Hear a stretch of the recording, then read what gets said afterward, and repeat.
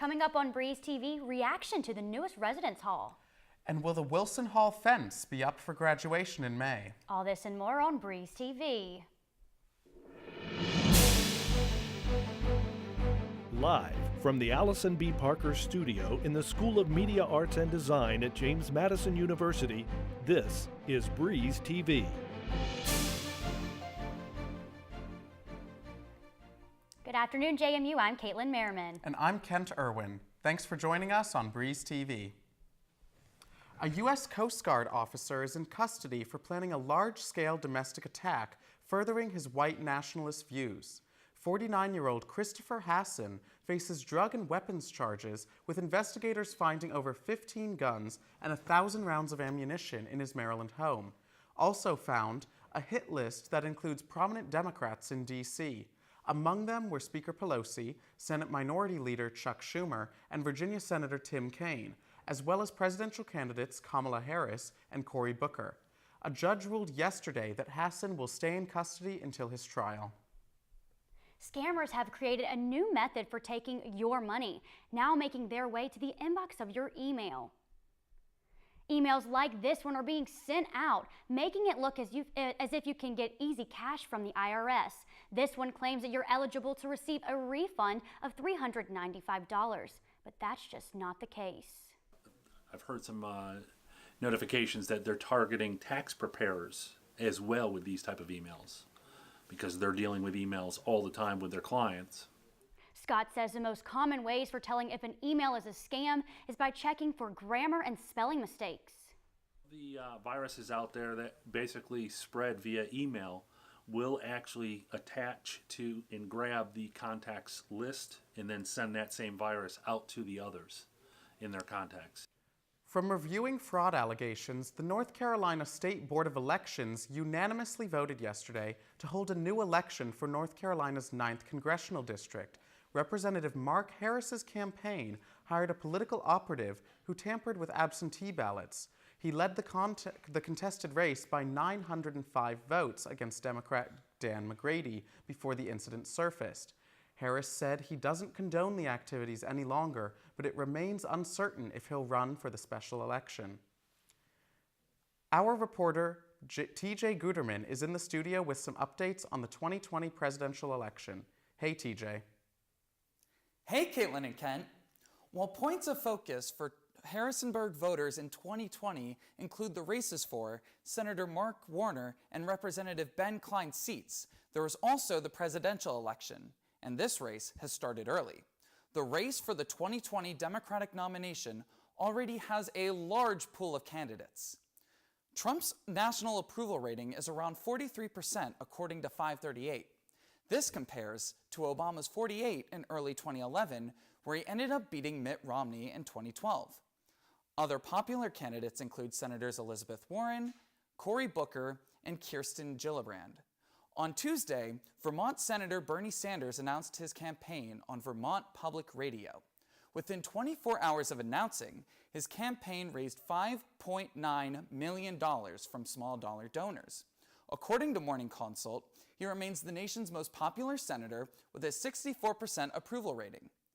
The contingency for many voters depends on if former Vice President Joe Biden decides to run, after declining in 2016. Another poll from Morning Consult shows that Biden is in the lead to win the nomination, leading at 30%, and Sanders trailing at 21%. The poll, which surveyed over 12,000 registered voters, represents states that hold primaries or caucuses early, and which generally determine how the rest of the country votes. These states include Iowa, New Hampshire, South Carolina, and Nevada. California Senator Kamala Harris, Warren, and former Representative Beto O'Rourke trail as the next tier of popular potential candidates. However, it's important to remember that early in 2015, former Florida Governor Jeb Bush was the early favorite for the GOP nomination, and then Trump won 35 states in the Republican primary. At this point in the early campaign trail, it's still anyone's race to win. Back to you, Caitlin and Kent. Thanks, TJ. Coming up, we're here with updates on JMU's newest dorm on campus. Also, students are looking forward to training for a new bystander intervention program on campus. and updates on the Wilson Hall construction. All this and more on Breeze TV. Political strategist Roger Stone was issued a gag order for posting on Instagram a picture of a federal judge in the range of what looks to be a gun. The gag order forbade Mr. Stone from talking about any specifics about the ongoing case. If Stone does not comply, the judge says his bond will be taken away, Stone will be detained, and the case will be further delayed. 2 weeks ago, the Office of Residence Life announced the name of the new residence hall on East Campus as Paul Jennings Hall, after James Madison's former slave. Since the announcement, there has been a lot of discussion amongst the JMU community. Breeze TV reporter Olivia Huck shows us more. Last semester, the Office of Residence Life inquired the JMU community's input on what to name the residence hall. Several respondents suggested the name Jennings Hall as a way to honor James Madison's former slave. A couple of community members suggested Paul Jennings, and so they gave great reasons, and we looked into sort of the history and his life story, and we were inspired by it. And so that was sort of, we kind of latched onto that as this is a great opportunity to honor this man, as well as talk about and open up the conversation about James Madison. Those who suggested the name were inspired by Jennings' story in Montpelier and wanted to bring his legacy and the true history of James Madison to JMU. I just realized how important he was as a figure in history, and he was an integral part of James Madison's legacy. And I believe it's really important to be aware of all of his legacy, not just what might look good on paper, but all of the truths, even the ones that aren't so pretty. Much of the responses following the announcement have been positive. However, not everyone felt as if JMU handled the situation appropriately. I feel like they could have shot us an email very quickly. Also, they could have hosted seminars where the family members were present and talking about their past family member. I do believe that the family members should have been informed, to my knowledge. I'm not sure if it's true or not. They weren't informed until after they made the decision. So if they would have gotten their opinion about everything and how they felt based off of his name being placed on the dorm, that would have been more so respectful. I feel like they tried to cover it up because of the negative connotation behind it. Although, many hope that Jennings will become a namesake at JMU, and that this will open up important conversations to be had in the community. His name ought to be a commonplace name amongst students who graduate from James Madison University, and I think many more people beyond that. But I think this is a start to acknowledge all of the extraordinary things that Paul Jennings did in his life, and also move forward in saying that we have to embrace the contradictions that exist in the past as well as in our present day. Reporting for Breeze TV in Harrisonburg, I'm Olivia Hauk. Hoda Mithuna left Alabama at age 19 to join ISIS in 2014. She is now pleading re-entry into the United States. In the past, she has also threatened attacks on Americans and is one of the high-profile women to join the caliphate. She's currently being detained in a Kurdish refugee camp.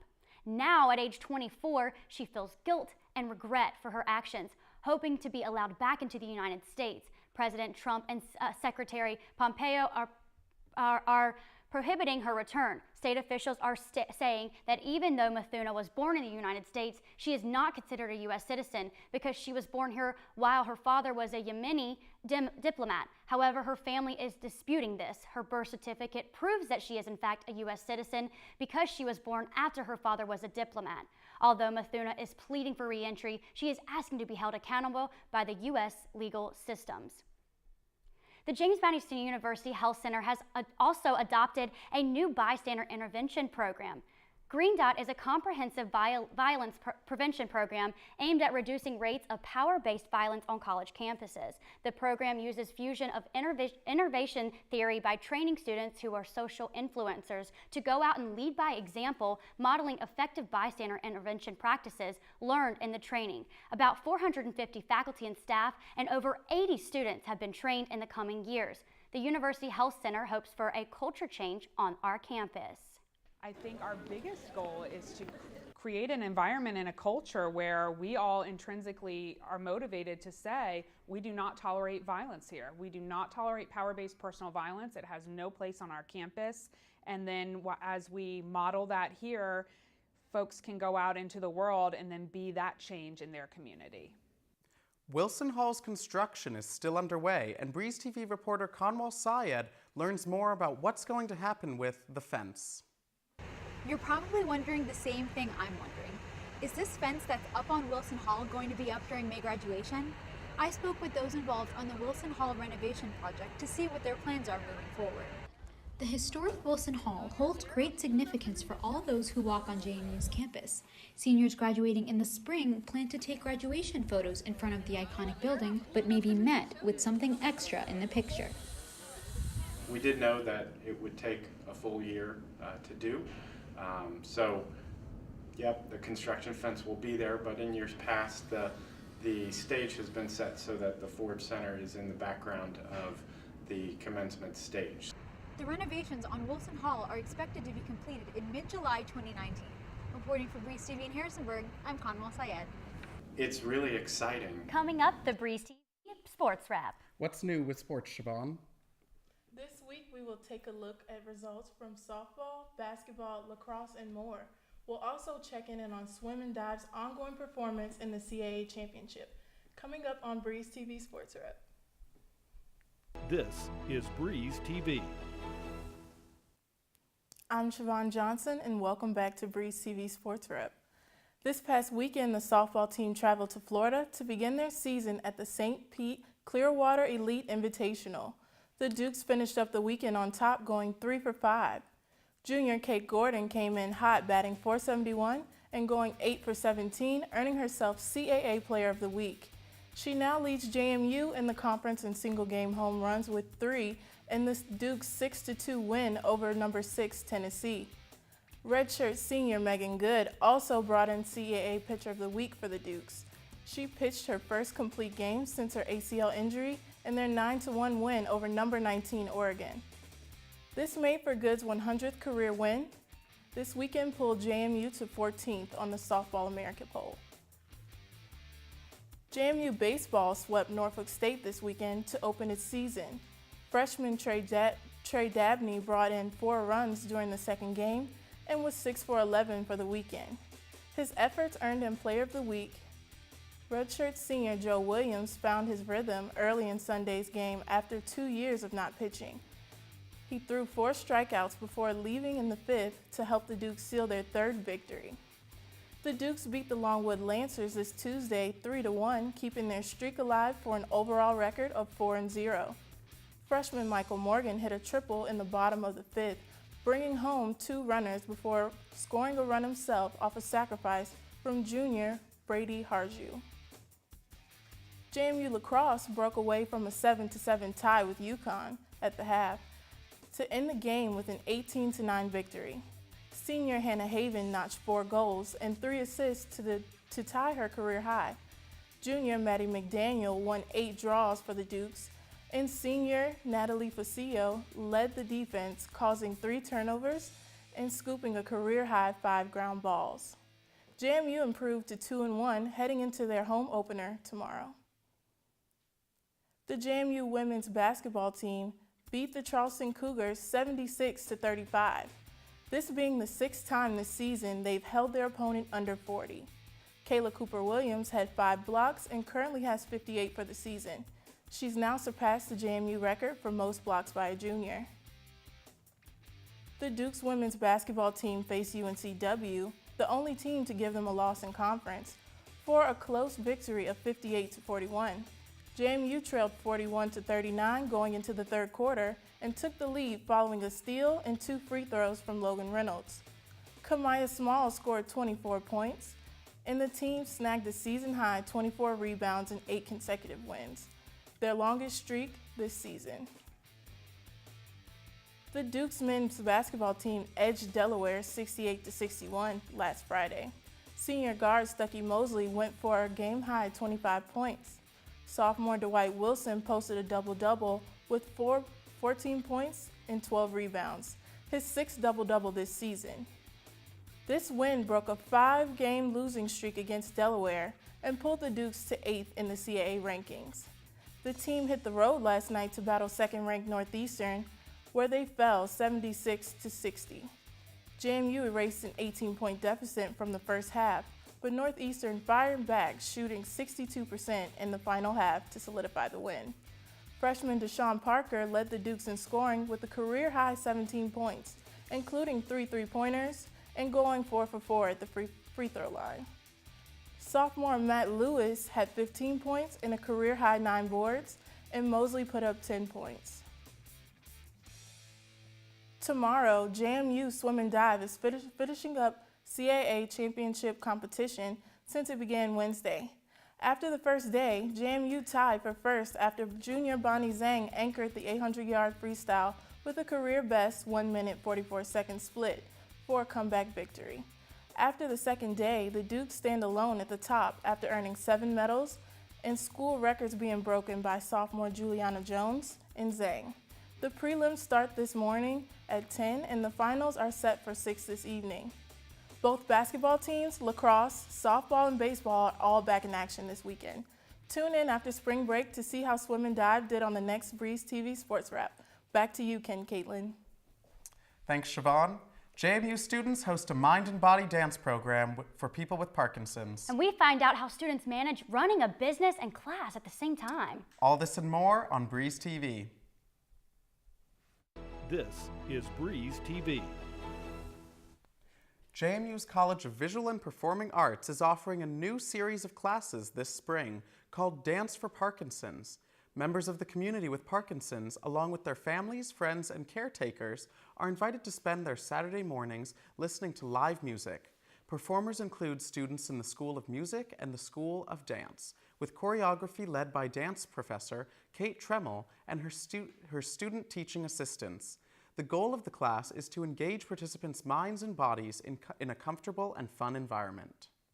My role in the classes is to provide live music. One of the core principles of the Dance for PD program is that live music be provided whenever possible. It's been well documented in the literature that dance classes help people with Parkinson's because people with Parkinson's and dancers deal with a lot of the same issues, things like spatial awareness, body awareness, movement.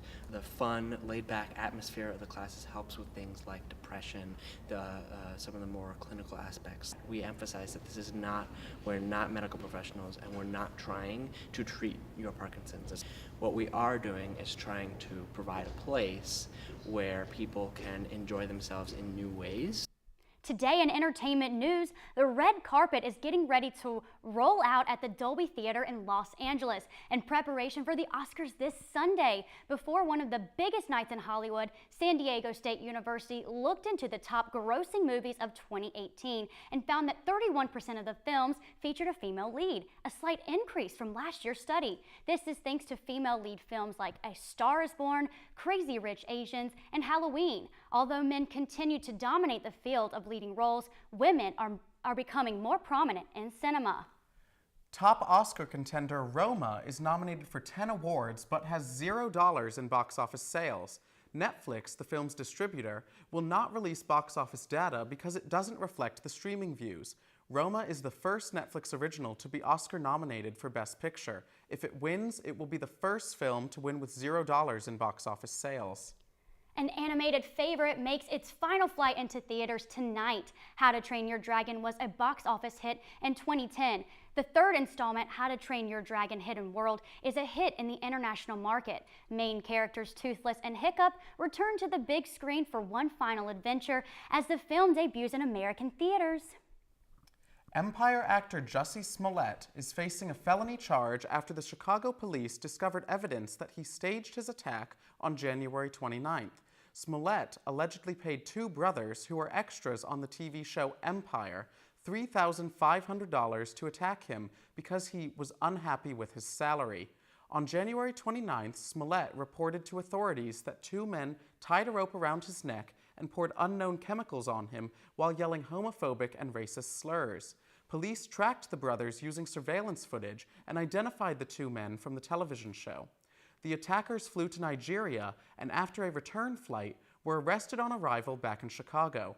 The brothers confessed to the plot in the 47th hour of a 48-hour questioning period.